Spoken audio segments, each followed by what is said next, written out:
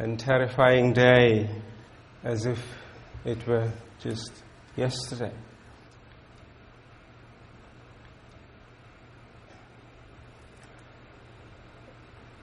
At 10 years old, I felt that I had lived my life.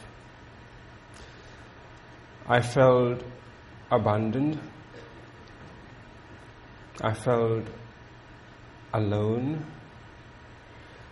I felt betrayed by a world which was unresponsive to the yearnings of my soul.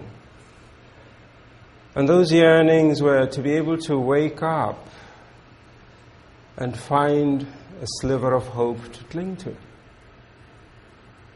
And be able, as a child, to summon up, that strength that is in all human children. Because they're like flowers which you may trample and are trampled by circumstance. But a little rain comes and the flower blooms again. But there was no rain in hell. And that's how life felt like in this ghetto. And I felt that it is better that I were gone from a place that was so inhospitable to my spirit. It was not the physical deprivations, and this is an important distinction. I had survived a lot of physical pain. This ghetto was 1 square mile. Crammed into it were 200,000 black souls. There was no running water, no electricity, no paved roads, no sewer system. The homes were mostly hovel shacks made of cardboard and plastic and crumbling brick. Food was scarce, a rarity. And we had to dig at garbage dumps for viands that had been discarded by white people.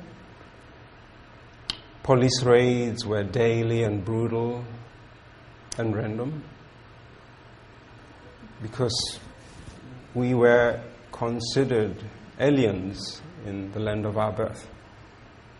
Dad was hauled away frequently for the crimes of being unemployed or the more serious crime of living with his family. And so I'd become habituated to this physical pain. And I'd found ways to cope. I was a gang member by age 6. I had friends who prostituted themselves for food. And I found ways to deal with not having things that to children give meaning to life. My feet didn't have the pleasure of shoes until I was about 14. I wore rags and became the butt of jokes. All of that I could deal with, but what I couldn't handle was the death of the spirit. And there were certain things in that world that killed the spirit. Just as I sense in America, with all its plenty, the death of the spirit in many of its ghettos and barrios and reservations. The death of hope. And as I stood there, wondering where to plunge the knife and the guts in the heart, and wondering if anybody cared, lo and behold, on that day, there was. And it made all the difference. And it's the reason I'm here today.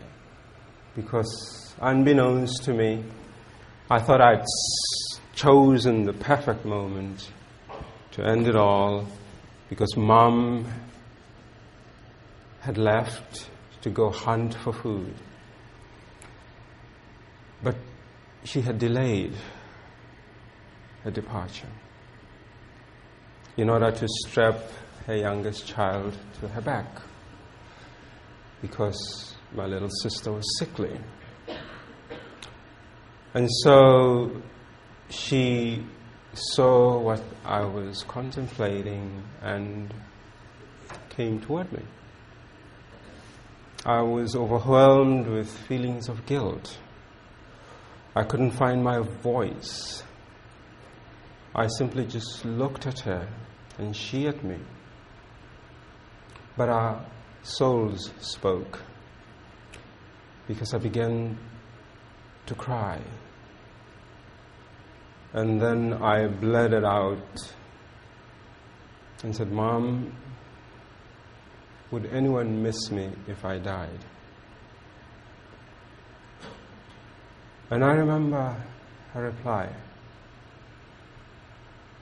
She said, "I would miss you the most.